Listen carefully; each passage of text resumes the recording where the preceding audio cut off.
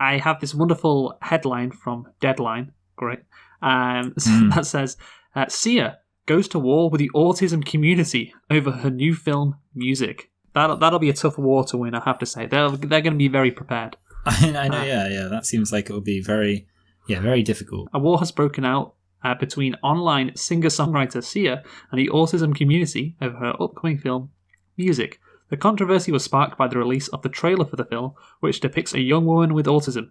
The portrayal was deemed offensive and inaccurate by the Twitter mob, deteriorating into an insult match and calls from various organisations not to watch the video or the film. And basically, people were wondering why a disabled actor wasn't cast, and it basically saying it was offensive the way you've chosen to portray this character. People with disabilities are not broken and don't need fixing. Yeah, I mean, it's a special... it's a special... oh, God. You can't say that. No, it's a... it's a very dicey thing if you're going to do movies like this.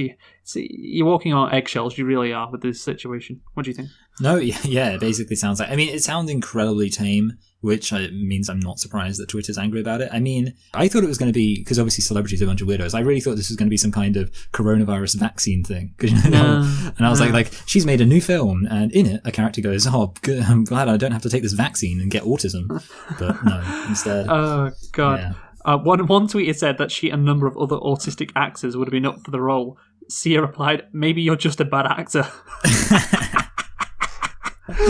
Oh, God. Oh, ultimately, the film seemed to have ignited anger in the very community it was trying to please. Yeah, no doubt. The UK's National Autistic Society said, Sia's got this one wrong.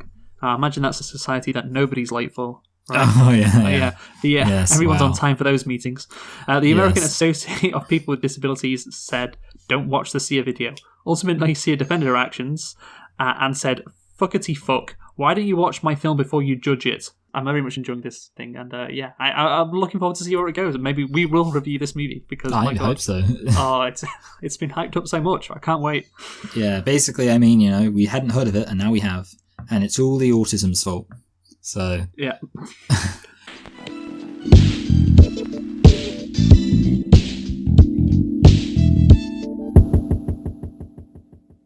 Hello and welcome to Select and Reflect, the movie review podcast where we look at films that have come out in the near and distant past, we give them a couple of watches and evaluate them beyond first impressions. I'm your host Michael, and I'm joined as always by my co-host Luke, and this week we are celebrating the 40-year anniversary of Raging Bull. So Luke, why don't you tell us a thing or two about Raging Bull?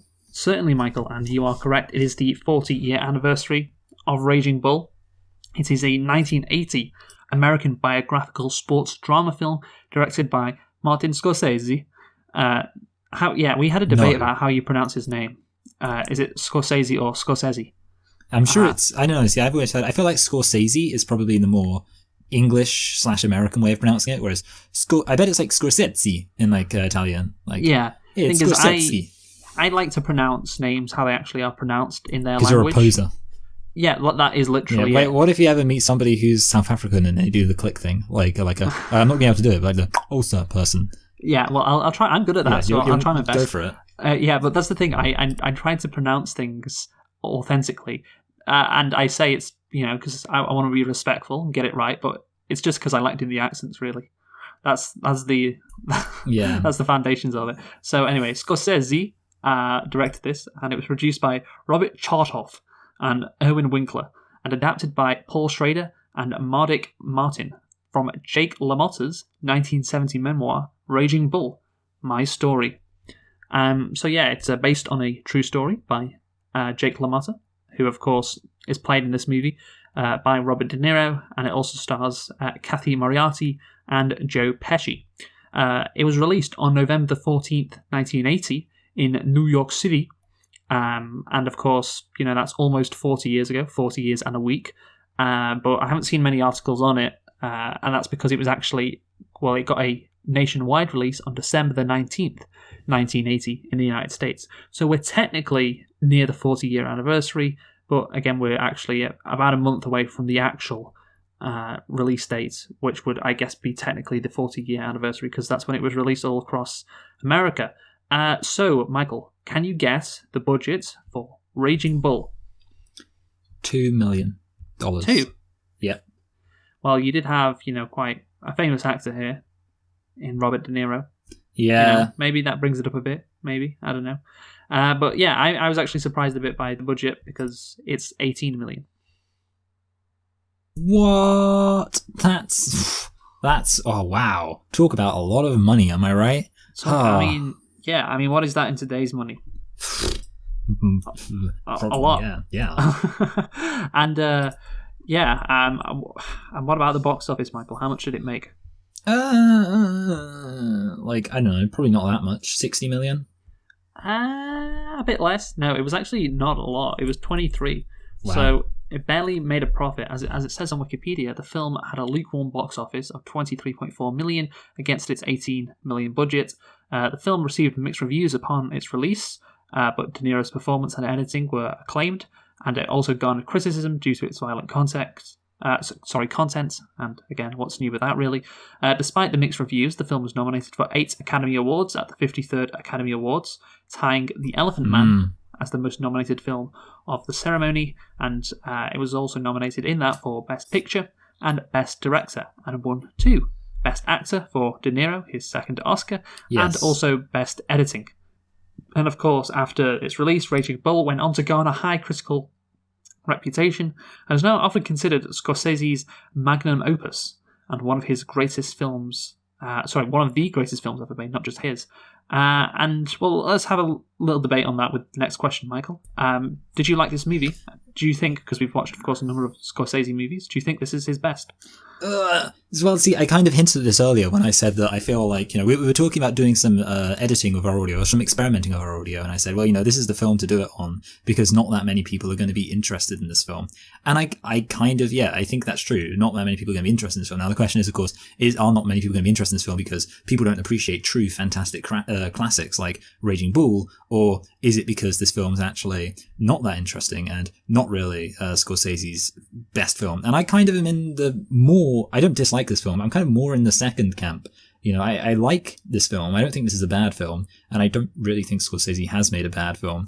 But at the same time, I feel like Scorsese has made other films with much more interesting themes. He's made other films with much more compelling characters, and he's made other films with much more kind of gripping plots, which isn't to say any of those things are negative in this film. This film does have some interesting themes and an interesting character and a plot that you can kind of get invested in. But no, I mean, far from being the best film of all time, I would definitely say this isn't really, in my opinion, one of Scorsese's best. What about you? Yeah, I mean, it's a classic, and it's a classic for many reasons, but Goodfellas is better than this, quite easily. And I mean, I would say, to be honest, a lot of Scorsese's films are better than this. I mean, you look at, Taxi Driver is really good, and also has a really good performance by Robert De Niro. Yeah, Goodfellas is better than this. Wolf of Wall Street, I think, has way more going on than this. So I haven't seen that in a while, but yeah. I haven't seen it in a while, but yeah, I mean, I'd like to.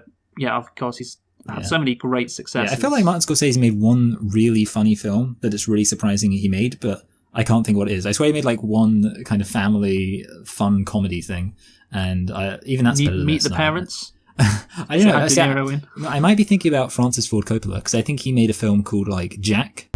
I think you're just making. I just think you just made this up. Jack is a 1996 coming-of-age comedy drama film directed by Francis Ford Coppola and starring Robin Williams. And it is, as far as I know, so I think it's about a child who has a disease. In fact, it talks about, a boy who ages 4 times faster than normal as a result of Werner syndrome, a form of progeria. And I think, so basically it's Robin Williams in 1996 as obviously a fully grown man playing a 7-year-old child. And it's directed by Francis Ford Coppola. And I don't know how well it's reviewed. Wait, let me look this up. I'll tell you what it's got. I swear it's not reviewed that well. Okay. It's got 18% on Rotten Tomatoes. We should absolutely do that next year. I knew you were going to say that. Okay. No, well, I'll put that one in. But the important thing is that I don't think it's just... So I think I was thinking of Francis Ford Coppola rather than Martin Scorsese. But you know what? While maybe you're talking, I'll see if I can find a hilarious film that Martin Scorsese's done. What about The Irishman? Because of the CGI. Hilarious. I was actually thinking about that and how Robert De Niro in this film obviously is made up to look kind of old, and I was thinking basically it's the reverse Irishman, isn't it? It is. It literally is.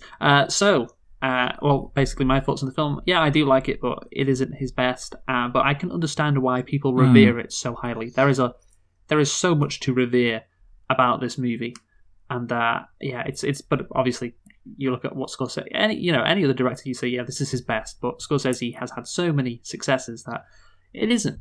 So let's get into nitpicks now, Michael. How many do you have? I've just got one, but I also have a lit pick. Okay, you go first then.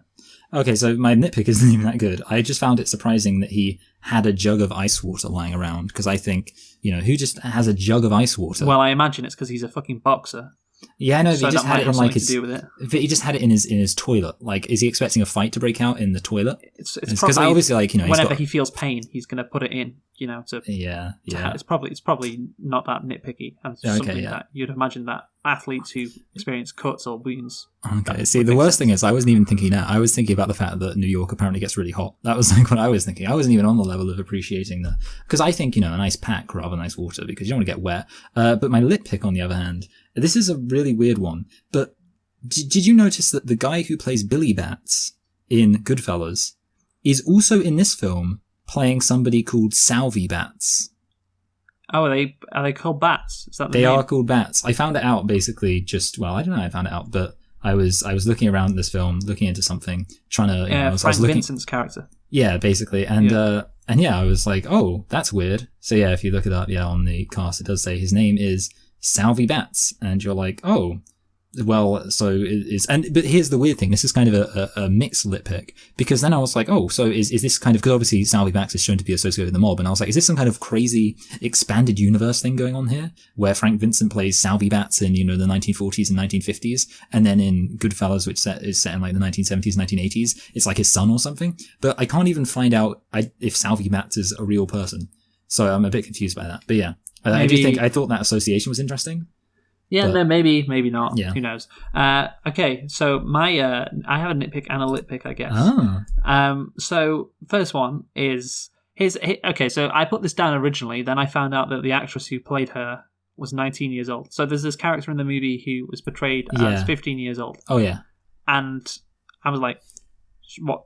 Well, here's the thing: that the Joe Pesci and De Niro are talking about her, and she says she's 15, and then it cuts to this girl, and I'm like, oh, they must be talking about another girl. Yeah. Or something. They must have moved on to another, talking about someone else, and I just haven't caught it. But no, they were still talking swear, about that officer. girl. Yeah, but she's meant to be 15. She looks like she's 25. Yeah. And that comes back. I mean, that's a premonition of things to come, isn't it, Luke? Why is that? Well, the case? because of obviously at the end the downfall of the character, which we'll get into. Oh, yeah, The idea of like, what is it with these women? What are they putting in the water back in those days? Yeah, I mean, it's just it's crazy, crazy. It's God, so much, so many minds to negotiate back in those days. If you're an Italian American, associated with crime, and I don't know, was he associated? Well, kind of, I guess he has to. Yeah, I felt like everyone was associated with crime back then, especially if you were Italian American. But yeah, so she doesn't look 15, and that's the thing. She looks exactly the same when she's meant to be like 30 as she does when she's 15. And at least De Niro changes. She looks practically identical, and I don't know why she was cast necessarily in that role by Scorsese. Maybe it was because she could look. Well, you could say she's 15, and then she also looks 30 because she looks older than she actually does. But yeah, I would like, nah, she looks like she's, like I said, 20, 25. Even though the actress was only at the time, I think 19 when this was filmed. But there you go. Yeah, I think the other thing is you can find, I'm sure, women who look young, but in a way where they could also be mistaken for someone who's old. Like, that's the thing. But the thing with this woman is she doesn't look like a young woman who looks old. She doesn't look like a 15-year-old girl who looks older. She looks like, an old woman. I mean, not an old woman, but she looks like somebody who's just matter-of-factly not young. Yeah, no, she just doesn't look like that. But anyway, my next, and of course that's something that actually I will give the movie credit for. De Niro actually looks quite old, and that's the thing. I do have this thing. Listen to when me before when I talked about characters aging in movies, I criticised it quite heavily with Goodfellas. Actually, Ray Liotta looks exactly the same in 1963 as he does in 1980. Like he's 17 years older, but he hasn't aged at all, it seems. And And that's the thing. Like sometimes when movies don't get it right, I find that annoying. But they did a good job with De Niro in this movie, I will say. And my lit pick, Yeah. it's kind of a lit pick.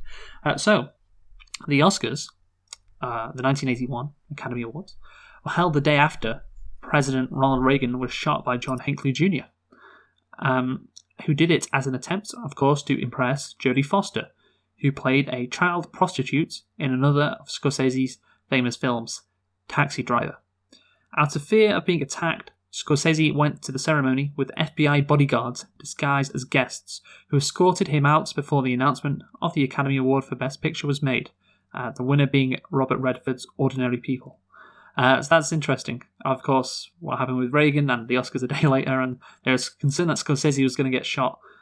So that must, I didn't really know the history on that, but it must mean the link, well, it must mean that the news that John Hinckley Jr. did it because of Jodie Foster was, that was out and about by then. Like it wasn't something that came out. He shouted it as he went in there, like, "This is for Jodie Foster." Hey, maybe he did. I don't know, but yeah, that's crazy. So I thought that was a neat little coincidence that I'd bring up. So yeah, let's get on to the plot of the movie. And so I'll just give a quick overview. So, Raging Bull. The film stars Robert De Niro as Jake LaMotta, an Italian-American middleweight boxer whose self-destructive and obsessive rage, sexual jealousy, and animalistic appetite destroyed his relationship with his wife and family. Also featured in the film are Joe Pesci as Joey, LaMotta's well-intentioned brother and manager who tries to help Jake battle his inner demons, and Kathy Moriarty as his wife. I will say, by the way, just to... I don't know when this is going to come up, I'll say it now though. The acting in this movie is so good. Like, De Niro and Pesci, when they're just going at it with each other, like, they're amazing. Like, they're just so good. And that is something that, I say, well, this movie isn't as good as, like, Goodfellas or whatever, but I don't think you get, like, as good as I don't know, dialogue between the two characters as you in Goodfellas as you do in this movie. And that is something to truly appreciate. What do you think? No, yeah, to be honest, there is a part of me that wonders if, with Scorsese, he kind of knew that there wasn't as much meat there as there was with his other things. There wasn't quite as much of an engaging, interesting plot, and there weren't necessarily as many themes to explore and stuff like that. So he was like, you know what? Because of that, I'm going to really make sure I get a good performance out of these actors. Like, I feel like maybe Martin Scorsese, he's the kind of person who he compensates, but in a good sense. So, like, he compensates where if he feels like, maybe this isn't going to be the most interesting film in some sense, he's going to make sure that he brings the fire in another sense. And in this case, it does seem like he was really committed to making sure he got really good performances. Because obviously, Robert De Niro, these characters, they've been in lots of other stuff. They've been in lots of other Martin Scorsese directed things. So the question is, why did they suddenly pull such great performances out in this film? And I do think it's because Martin Scorsese was like, it's a story about a boxer who's really angry. Let's make sure that we make this boxer be played really well. So that's my genuine theory about, like, I 100% believe he was like, it's not, I mean, I know he hadn't made Goodfellas yet. Maybe I should talk about films he's made already. This isn't Mean Streets about, gangsters. This isn't, Taxi Driver, which is a deep artistic exploration of the seedy underbelly of New York. This is just some angry boxer. So, let's do that take again. Make sure we really nail it this time, guys. Yeah, I mean, it is more... I haven't seen Taxi Driver in ages. Literally ages. But I guess comparing it to, Goodfellas, especially since we've seen it recently, obviously Goodfellas does go into the psychology of Ray Liotta a bit, but this, of course, definitely does into the, and that's what this movie is all about, the psychology of Robert De Niro. So, of course, yeah, you'd imagine if he's a great actor, you really get him just knocking it out of the park, I guess. And he has the ability to do that. It's why, of course, this is heralded as one of his greatest performances, and rightly so.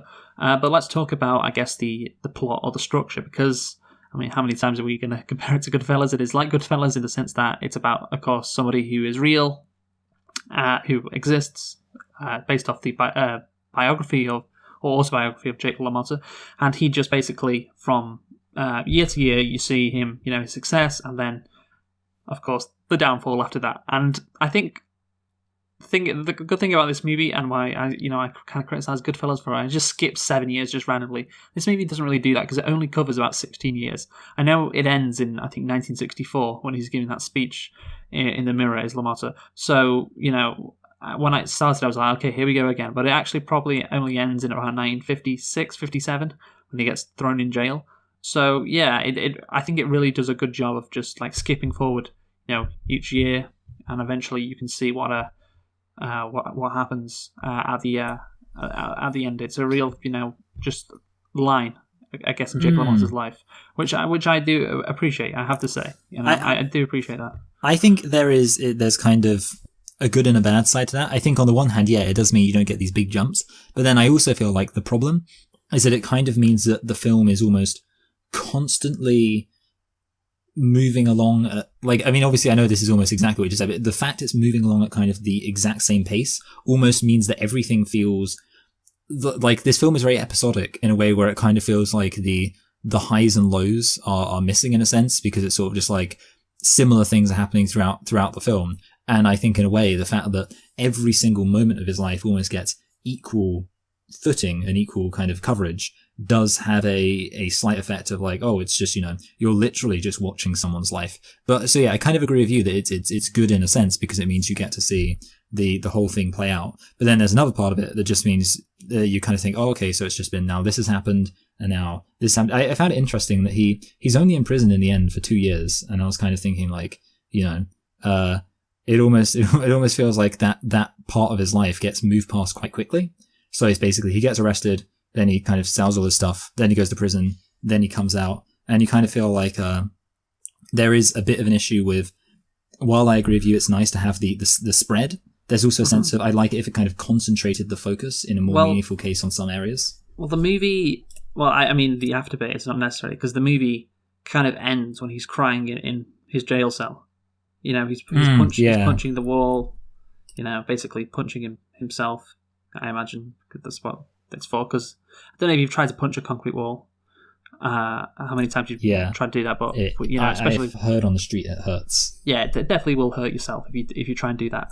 But yeah, so I guess, that's it. It's the downfall, isn't it? It's complete after that, and it's maybe you can pick out some moments more than others, but I guess it's just you just look at this guy's whole life, and it is kind of continuous year after year. You just see all the mistakes, all the things that have gone wrong that have caused him to be like he is. And of course, that is what this movie essentially is about.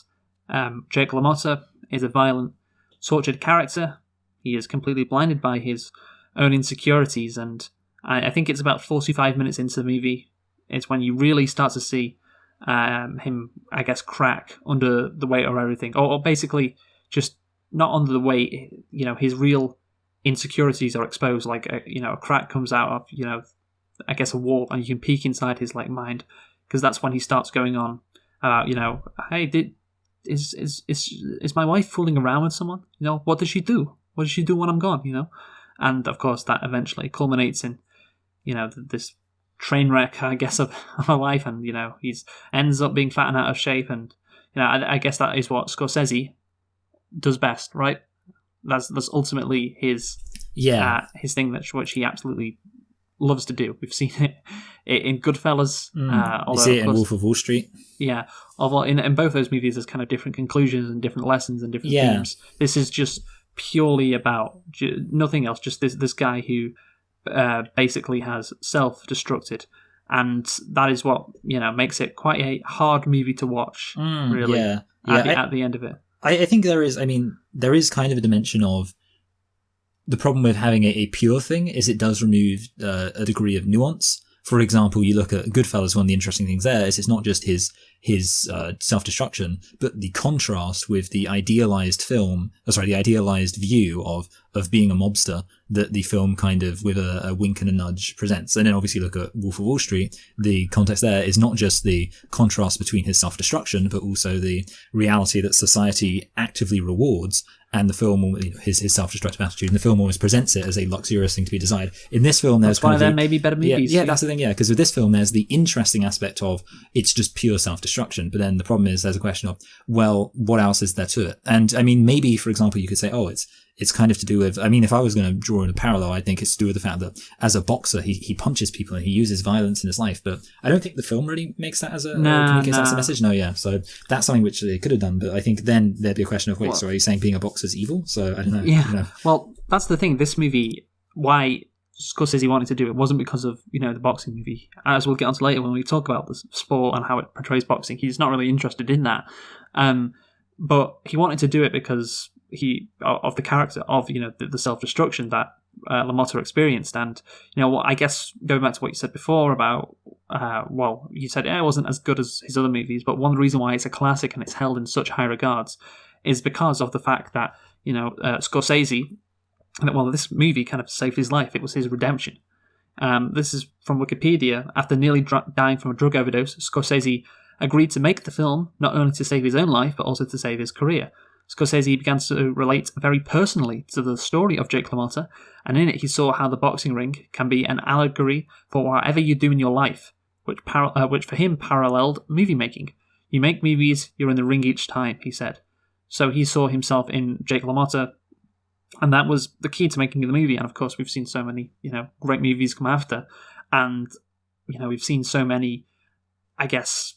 He is one of the greatest directors of all time, and if he'd never made another movie after New York, and actually this, I'll go into it a bit more because, I'll bring up this article now. It's by a guy called Ian Nathan, and this was in 2006 he wrote this, so quite a while ago, but, he sums it up quite well. Well, who wouldn't want to celebrate the 36th anniversary of a film? Yeah, I know, exactly. So from the article, this is just a passage. Scorsese was dismissive of making a boxing film. Rocky had just been a massive hit. Yeah, Rocky was 76, so that was about 3 years ago from when he made the movie. Skeptical of the veracity of LaMotta's story, and more seriously, disillusioned by the failure of New York, it was a bad time for the director, who was losing track of his muse amid a blizzard of cocaine and lithium, intent on parting himself into destruction. When he was rushed into hospital with massive internal bleeding, it looked like the gig might be up and a mighty talent would be lost. Consumed by self-loathing. I guess that's what he said. He just hated himself, apparently. When De Niro visited him in hospital, the actor nudged him once more about this biopic of a boxer eaten alive by his own neurosis, who lashed out at all who loved him. Finally, Scorsese saw something he could relate to, his own life. The movie was to prove the rebirth of a filmmaker. And I think that is just fascinating. That it is something out of a book, or it is something out of fiction. It is something about a movie. This director, who one of the greatest of all time, produces out of his pain, out of his anger and self-loathing at his life, this work of art, which of course is heralded as one of the greatest movies of all time, and that is kind of why it has this steam around it. And the story behind the movie is almost as good. Really, you could make a movie about the creation of this movie, and that's what Scorsese, he lashed out at people who try to help him, I imagine, just like LaMotta did. That's what I get from the story, and it was really this movie saved him. So that's why this movie is always going to be that extra bit special. So there's that as well, which I feel I have to mention. Even though it's not really concerned with the plot of the movie, it's the whole reason why this movie got made. The whole reason why the plot exists as it does. So what do you think, Michael? No, that is interesting. I think it obviously it's exciting because it's very personal, and I think it would definitely explain why he was at this point so committed to the idea of the concept of just pure self-destruction. Unfortunately, in a sense, it doesn't really change the experience of the film. I think you could say it makes the film. Well, maybe if you knew it, it would perhaps. Yeah. I think that's kind of the question. If you're watching this and you're like, Scorsese did all this because of the fact that he nearly, killed himself.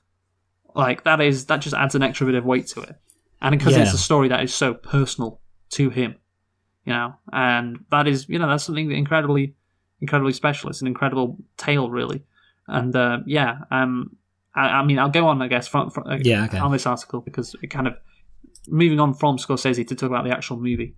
Raging Bull prevails as a film about conflicts. Most obviously, those within a man whose soul had become dependent on guilt and absolution. LaMotta was never floored by a punch, never counted out, withstanding wrecking ball punishment. As his blood sponged clear from the mess of swollen tissues where his face once was, there comes the blessed sense of relief. Scorsese and Schrader, who another person who wrote the movie, were turned on by the depths of his Catholic mother. His Catholic motherlode. Its power that binds their boiling galaxy together. The Ring as confessional, masochism as a psychological need, psychosexual inadequacy, fulminating away like a snorting bull. Little wonder that Studios United Artists, who produced this, was confounded by the film. As hard as it might be for audiences to directly relate, they get an uncomfortable exposure to the netherworld of their own id, taken to a devilish extreme. LaMotta repeatedly stares himself down in mirrors, an echo of Travis Bickle, eyeballing the crushed face of his greatest opponent. Yeah, and that's the key, I think. He fights himself at the beginning of the credits as well, if you notice that. Like, he's when he doesn't need to. Yeah. But yeah, it's just like, yeah, that, and then really, I picked out this passage of the article. Well, the whole article is good on that particularly, because it just describes just so well what's going on inside this guy's head. And it's, the line, it's an uncomfortable exposure to the netherworld of their own id.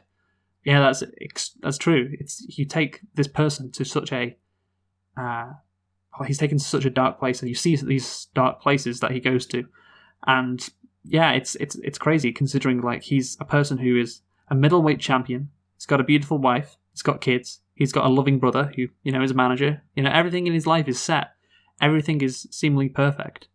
Even I think the mob boss at one point saying, "Hey, why does he have to make it so hard for himself?" Because these feelings of inadequacy just absolutely tear him down. And and there's some Catholic stuff in there which I know you appreciate as well, Michael. What do you think about that? Anything to say? No, yeah, I think it's interesting. The one thing about it, actually, I will say, is that the point about how it's quite hard to relate to it, I do find that, and I was thinking that as I was watching it. I do think it is quite difficult to relate to films that are just purely self-destructive, and films where it's just like everything the character does. I do think that line, why does he make it so hard for himself? I did think about it, because the scene where, in particular, the scene that sticks out to me is when he kind of throws the fight, but he does it in such a stupid way. And you just sat there being like, because he kind of just like stops fighting, and then he gets in trouble for throwing the fight. And it's like, there's a part who's just like, why is he so stupid? And then obviously the answer is, well, because he's just angry and self-destructive, and lots of things he does are not really very rational. But yeah, it's frustrating, and there's again kind of a good and bad of that. The good side being that the fact that the film can frustrate you obviously does mean the film impacts you on an emotional level. But then there is the other aspect of it can make it harder to, I guess, get invested in the character. I do think that's kind of the thing. I think the fact that the character is so purely hell-bent on his own destruction, you don't really relate to the character, because it's kind of like from the very beginning, he shows an apparent lack of desire for self-preservation. So you're kind of like, you're like, oh, it's kind of sad, but it's so much his choice that you kind of don't necessarily feel directly bad for him, which is, again, not necessarily a bad thing, but I do think it means that from an emotional level, the film is less resonant. And I guess that's why, obviously, the article you were talking about focuses on it more from the psychosocial element of it shows something in ourselves. And I do think that aspect is interesting. I think, actually, an interesting parallel I draw here, another film I'm thinking of, would be Manchester by the Sea, which is a film which I found a bit frustrating to watch, because the character has such little interest in kind of turning his life around. And because Manchester by the Sea, it's just a film about pure depression. That's it. And it's kind of frustrating to see him constantly just fall back into the same slump of being depressed. But then there is the good fact of, Well, I will say on that, the difference is that he is depressed for a very specific reason. Yeah. It was this film. He killed his kids. I mean, that's not the case with LaMotta in this, which is why it is more interesting. I can imagine a guy who killed his kids being that depressed with life. I can imagine that. It's kind of interesting, just like someone who just cannot get over it. It's just always going to be sad. Kind of interesting in that respect. But with this, it's not really that, because like he's got everything going for him, and still he can't get past himself.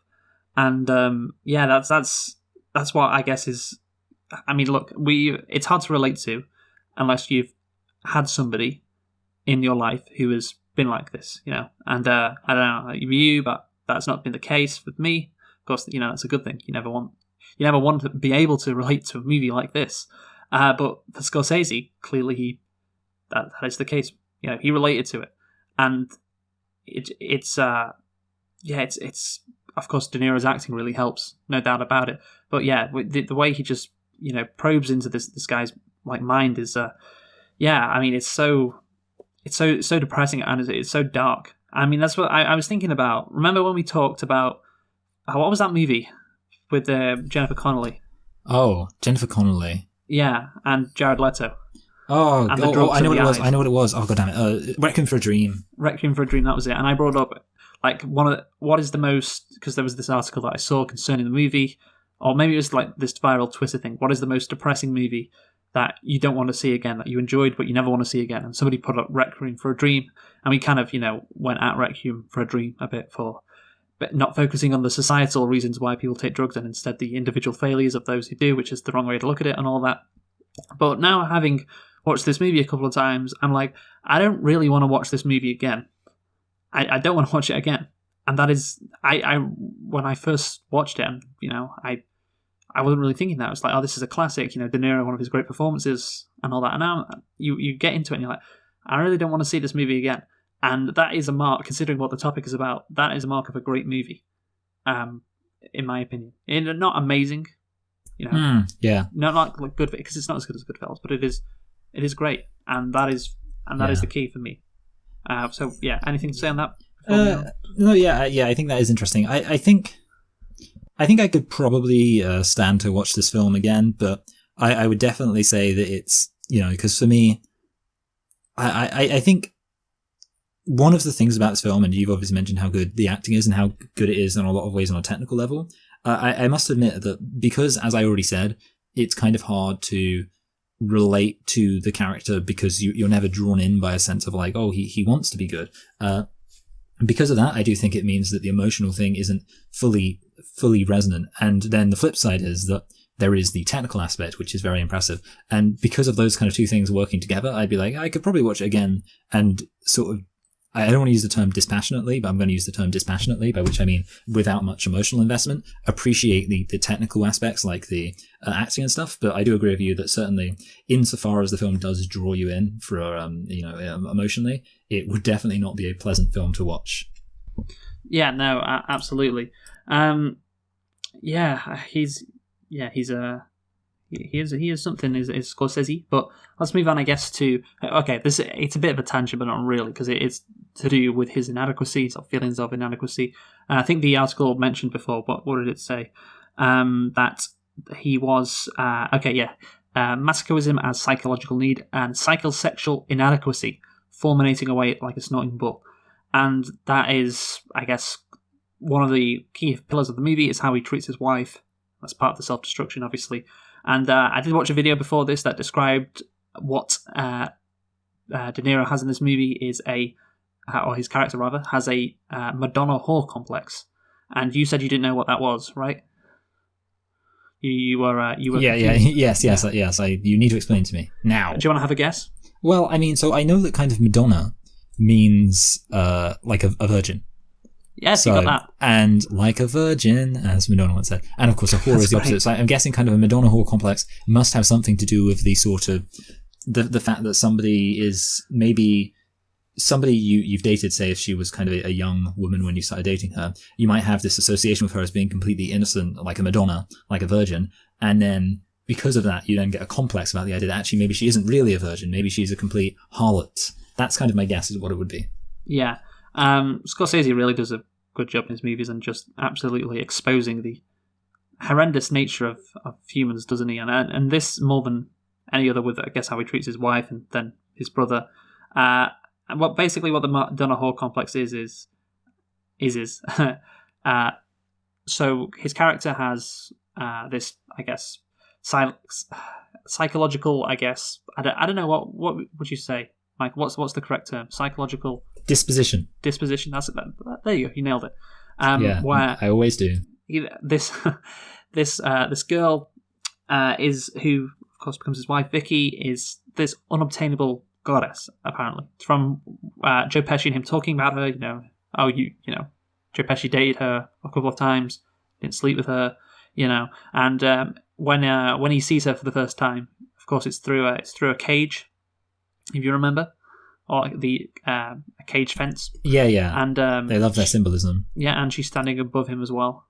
So two key factors there, and so this person is going to be like this goddess, but then when she sleeps with him, when he actually does obtain her, he can't respect her because in his mind he's like, this person, she's so amazing, but then she's sleeping with me.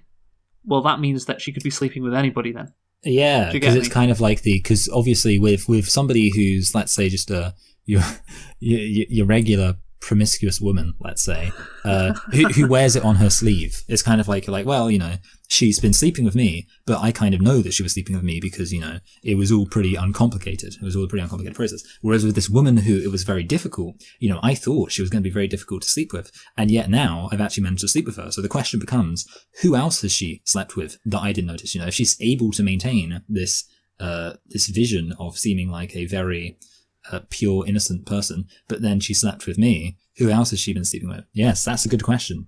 Yeah, and that's the feeling to inadequacy. That's the first thing you think of. It's like, not, oh, wow, we're so happy together, got a wife, well, she's my wife now, we've got kids, everything's going great. Now, the question then becomes, well, if this can happen with me, then it can happen with anybody else then, right? And of course, that's where the feelings of insecurity really shine through. That was the complex, and I think that is true. And I think, of course, you could see that with Pesci's character as well in Goodfellas. Kind of a less dark portrayal because he's a comedic character. But yeah, that's Scorsese really likes to delve into that. Just the inadequacies or how men feel they're so inadequate, so they do, and think just ridiculous things. I believe the phrase there is it's toxic masculinity, right, Michael? Yes, and one, of course, the defining features of toxic masculinity is that it's bad for the men. In particular, toxic masculinity is something that is perpetuated by male standards in a patriarchal society. Of course, the standards of women having to be virginal and men having to be the ones who pursue sex upon women who are otherwise present a disinterested attitude towards sex. These are all patriarchal standards, and toxic masculinity is when you allow those standards to be, what you judge yourself by, and then you are no longer able to appreciate healthy relationships, which of course go beyond these manufactured social constructs associated with gender. Yeah, nailed it. Just what I had to say. What a hero. But yeah, you're right. It's bad for women, obviously, because they get caught up in it, but it's also bad for men. It's also bad for men. That's the key thing, and that's what the real victims. Yeah, well, I mean, they are victims. I mean, they're maybe not more victims because it's not like they're a robot. They can control their own actions, but they are certainly victims of it. And you see a guy who is the poster boy or man, I guess, for toxic masculinity, Michael. Oh, okay. Yeah, today. Give me more of a hint. I mean, you don't really need a hint, really. Well, I mean, so I'm thinking of this is the person that immediately comes to mind. I felt like you're going to say I'm wrong. Donald Trump. Yeah. Okay, good. Phew. Yeah. I was just worried it was because that seemed like obvious, but then I was like, maybe you're going to say someone more. I don't know. No, that's good. Yes. It's obvious because he's the poster man. If someone says who is somebody who embodies toxic masculinity, they'd probably say Donald Trump. Yeah. Right, and it's I'm not going to argue with that, but obviously the point is you think Donald Trump's happy? You think he's a happy person? I don't know. He seems pretty ecstatic on Twitter with those capitals of how happy he is. Yeah, before he lost, he was so angry every day with what he was tweeting out, and he's always bitching. Like he's not happy either. Yeah. That's the case. And just this toxic masculinity is corrosive. It destroys people's lives, men and women. But anyway, let's get on to moving on from that. Something completely different, I guess, is the boxing, the sport, if you will, because it says, Michael, on Wikipedia, this is a sport movie. So therefore, it must be about boxing, and must be about how LaMotta won all his fights, and how he matched up against Sugar Ray Robinson. What tactics did he use? How did he pull it off? But no, that's not the case. Yeah, it's as it's been said many times. It's not a film about boxing, really, is it? No, yeah, I mean, it should be pointed out that almost every single sports film will have something else there, obviously, like there's always something there. I mean, I've never seen a sports film that's literally just, here's how, Man United was really good in the 60s and then they got killed in Yugoslavia. That's it was actually 1958 in Munich, but oh, okay. Wait, I feel like I remember, wasn't there a story about a ship blowing up on its way back from, they were like, they played in Yugoslavia, didn't they? I swear I saw a film about this. Yes, they were. They were playing in Yugoslavia and then they flew back and then they died in Munich. Correct, yes. Okay, yeah, good. So I was right, apart from the fact that I was wrong to think that they just immediately died the second they left Yugoslavia. But yeah, basically the point being that, you usually get a film that has something else there. There's usually a story that wants to be told. But of course, in this film, the boxing element is particularly tangential, as the kids might say. And, it's interesting, definitely, that that you can kind of appreciate other aspects of it because you aren't overly focusing on the boxing aspect. Some people might say that they'd like to see a bit more boxing shenanigans, but I mean, obviously, I guess the contrast here would be Rocky, which is again not completely about boxing. Rocky, it's not a boxing documentary, but the boxing is much more central to it. In this film, the boxing is almost like, it's like an interlude in a way, isn't it? That you kind of get like these scenes of things happening in his life, and then it will cut to him fighting somebody almost as a completely separate thing. And obviously there's the fact that what I think separates this from a sports film is that the central kind of conflict at the end has virtually nothing to do with sports. Like in Rocky, there is, interpersonal stuff. There is lots of other stuff there apart from the boxing. But what's the big conflict it's leading up to in the end? The boxing fight. In this film, he has that fight with Sugar Ray Robinson, which is obviously kind of a rematch. Mm-hmm. And he loses, but it's kind of almost, there's no big build up to it. There's no big end to it. It just kind of happens in its own isolated portion. So yeah. Yes, to get to the real point, it's not a boxing film. It is not a boxing film. And I'll just read a bit more from the article from Empire. For all the reams of paper poured out on the grandeur of the recreations of LaMotta's most celebrated bouts, which strike the movie like a drumbeat, Scorsese has no interest in strategy or prowess. When he came to research the sport, he visited a couple of fights where only 2 images stuck with him. The blood-soaked sponge wiped across the fighter's back, and the pendulous drops left smeared on the rope. Pugilism was mere context. Scorsese was sold on the heart of darkness. This is a film about man's capacity for self-destruction. Yeah, just like I said before, how he loves those movies. I mean, like we discussed many times over the course of this last, 50 minutes. That is what this movie is. It's just about, humanity, the worst, inhibitions of humanity laid bare, where the protagonist, as this article says, lived his own metaphor. And you think about, you think about the paradox of that. The fact that this movie is about, it's about boxing in it, but it's really like it's incidental. It really is, and that's the thing. Like the most celebrated scenes are probably, I guess, the bouts himself. And continuing on this article, Scorsese had no real interest in the real rope-a-dope thrill of Michael Mann's Ali. Instead, he created swelling dreamscapes where the brute force of the sport is transposed into opera. The camera enters the ring like a dance partner, rendering the teeming violence as noble as the wife and brother, beating its sickening and puerile. And that's the thing. These scenes are great, but they're really kind of irrelevant at the end of the day. Like this movie could work without those scenes, really. I mean, of course, you could say there's metaphors and there's analogies and all of that and allegory, that kind of stuff. But like this, as a crazy thing, this movie could work without the boxing. And that is kind of crazy. Like I said, that's what other word can you use, Michael? Apart from that, you could say crazy. Seeing as they are set in New York, crazy. Yeah, crazy. It's crazy. Yeah. I kind of agree that it is crazy, and obviously I think pretty much I summed up when I said that the boxing is like an interlude, and obviously the final big confrontation happens. I do think I will slightly quibble. You said that the boxing is great. The boxing scenes are entertaining, or I don't know what you said. You said they were good, and I do think Why I do did have I say one. That? You said something like what you said. I think was something like the boxing scenes are good. You might say the boxing scenes are great, but you can have the whole film without them. I think that's what you said. And they are great. Not from a technical point of view, but from an artistic point of view. Okay, good. Because I was going to say, one of the things I was thinking about with the boxing, it kind of had. Do you remember when we were talking about Creed and we were like, why is it that the only thing you see in this boxing match is just two people punching each other? When obviously, when you actually watch a real boxing match, the majority, and I do think that.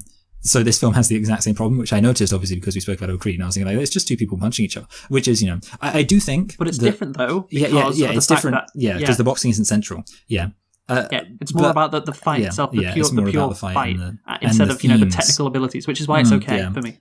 I do think I will say that it's kind of a case of the film could have had a bit more insurance. I'm using this term insurance if they would have made the boxing slightly more entertaining. And the reason I say that is just because that way it'll be like, if maybe, even with all of the other stuff going on, like the interesting character dynamic and the great acting and stuff like that, if you had the entertaining boxing, that could have been a cherry on the cherry bakewell. I guess obviously the question is, well, would it take away from the themes? Or obviously maybe you'd say, well, in that case, the boxing would have to take up more of the stuff. I do think, it could have been interesting because I do like the idea of the boxing kind of as an aside, as these dramatic interludes. They almost feel like they're kind of framing a chapter. Like you almost expect to see as the fight's going like chapter 2, a paedophile in a club. But I was just thinking that because I was just trying to think of a thing that happened in the film. But basically, I do think it could have just been a tiny little cherry on the cherry bakewell. Like I say, if they would have had, as those little interludes are going on, they could have still committed to, without I think damaging the film, and I would say possibly making the film slightly more entertaining, committed to having the film's fighting still being technically impressive, even as something that wasn't the main focus. But it's not a major criticism because obviously it's just something where if they would have done it, I would have been like, okay, that's an even more, I'm already enjoying it. But, look at that interesting fight scene. Obviously, as things stand, the fight scene's just like, there's a fight scene. I guess we're moving on to another part of his life. Which is fine, but they're impressive from an artistic point of view. That's true. And they use like silence and stuff, which is cool. Yeah, it's so much better than the Creed films. You got the same punching, the same guy getting hit in the face 6 times in a row and still standing. That bullshit. But instead, hey, you've got some nice music around, nice camera work, and it doesn't feel just. Yeah, but remember, it's not about how many times you fall down. It's about how many times. It's not about how many times you get hit. It's about how many times you can. I can't remember what he says. Even though it's like one of the most famous speeches of all time, I literally can't remember what he says. It's not about how many times you fall down. It's about how many times you can fall down and get back up. Is that what he says? Or something like that. It's like nothing's going to hit harder than life. I remember that line. Don't remember anything else. Yeah, no, it's true. Nothing's going to hit harder than life, as De Niro, or LaMotta, I should say, in this movie finds out. By the way, actually, on De Niro, apparently he was trained by LaMotta for this movie, and LaMotta said he was a natural at boxing. He entered fights in Brooklyn, did De Niro, and won 2 out of 3.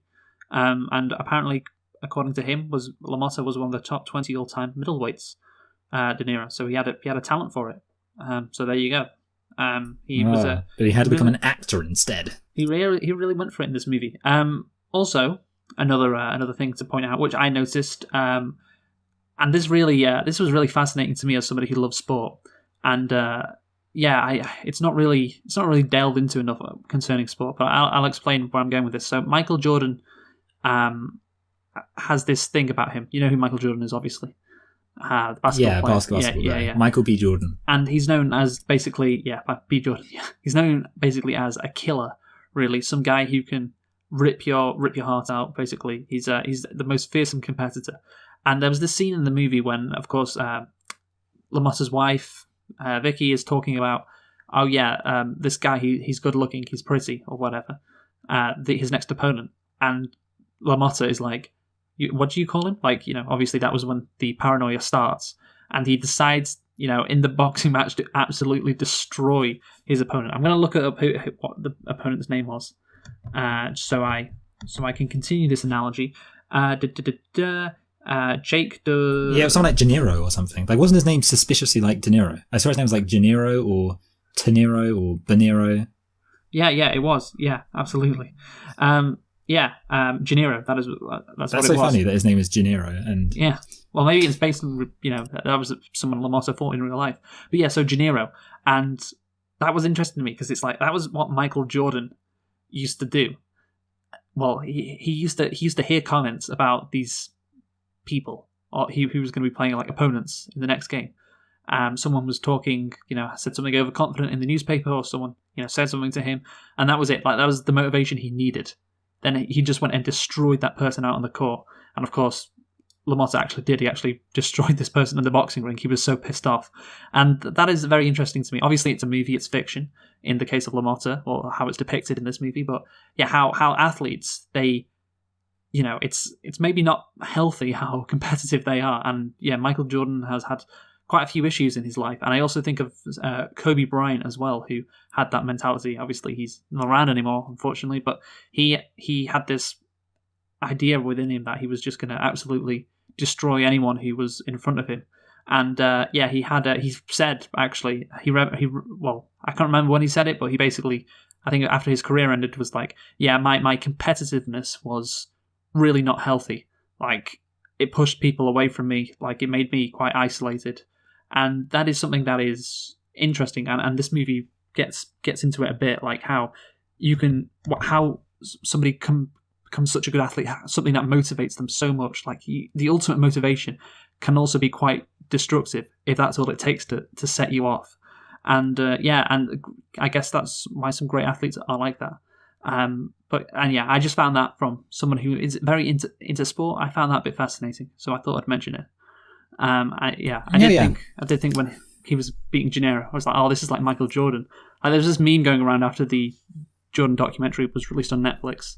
And I took that personally, said Jordan. Like, someone said, that line, yeah. Yeah. Someone like said something that isn't like 100% complimentary to Michael Jordan. He goes, and I took that personally. And that's the thing, like, that's what clearly fucking LaMotta does in this movie. He took it personally when his wife said that his opponent was good looking.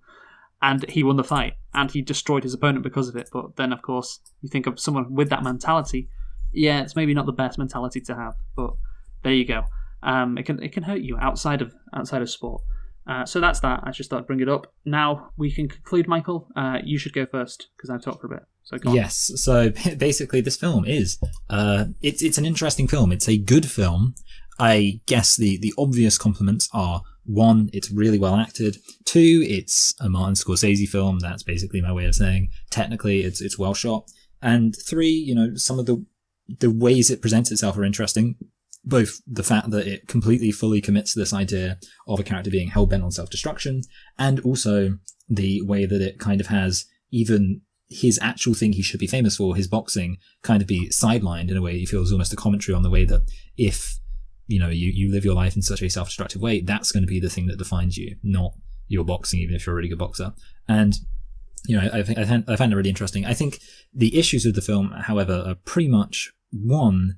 Really, I think it comes down to it's kind of awkward because it's a lot of the necessary aspects of what make the film interesting kind of have a counterbalance of, it kind of makes the film a bit less interesting. For example, the being purely committed to self-destruction, well, it's interesting, but then ultimately it makes the film less emotionally resonant for me because it's like, oh, he's just going to be destroying himself the whole film.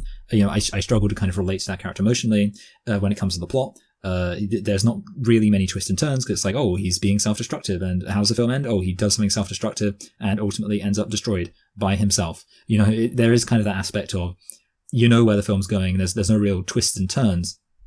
So I guess it comes down to, how valuable is the combination of, the interesting theme of pure self-destruction, that just being almost, in that sense, almost like an art house film of just like, that's all it is, just destruction. There's no real plot, no real kind of attempt to be emotionally resonant. And then obviously the technical aspects, which are very impressive. And for me, might sound a bit, I guess, uncharitable. I'm going to put it below The Shining, which in itself might seem like a bit of a compliment, but I actually put The Shining as I think you probably put The Shining as like an 8. I put The Shining as a high 7, and it is a very high 7. It's almost an 8, but I'm going to put it below The Shining, also below films like Sicario and Phantom Thread, but above It Follows.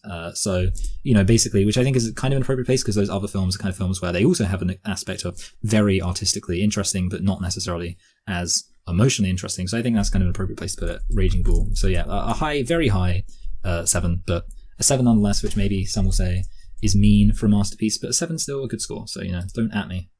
Yeah, I think you're being a bit harsh then.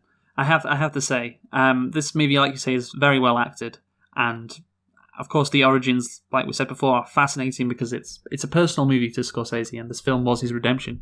It was a movie that was born out of his pain that he was experiencing in his life, and he managed to produce this out of the pain that he had, all the troubles in his life. and he comes up with this, and that is something to admire.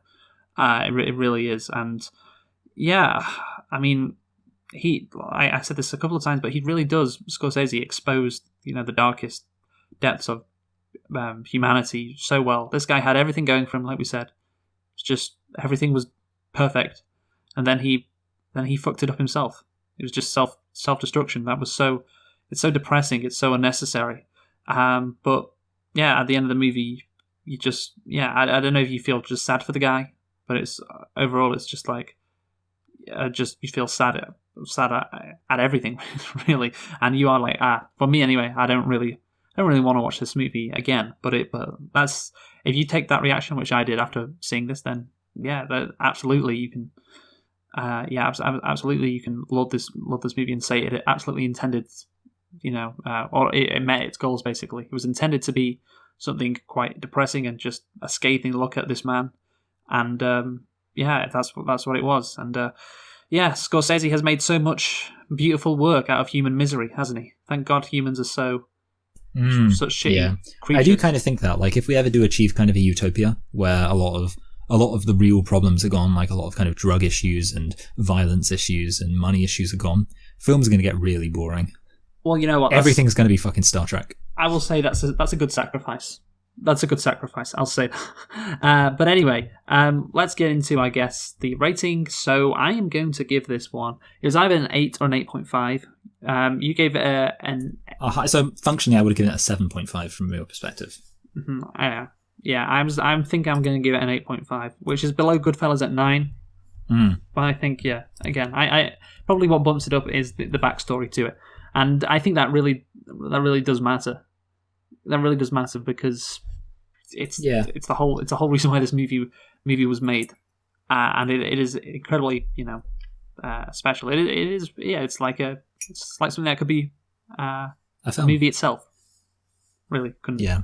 So what are we doing next week, Michael? Next week we're doing a film which you refused to let me get any prior information on, The Hillbilly Elegy.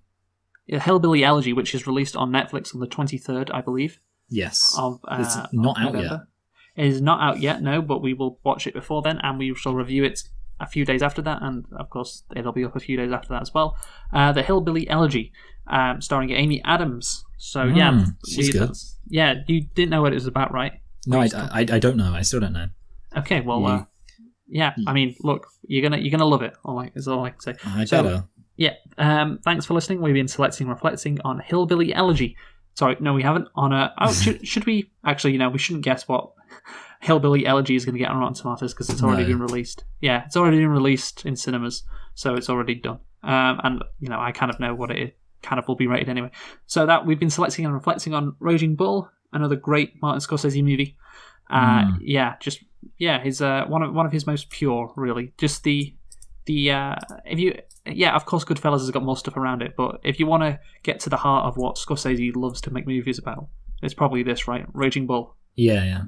That's that. And join us next week for Hillbilly Elegy. Have you been Michael? I've been Michael. I've been Luke. Thanks for listening and goodbye.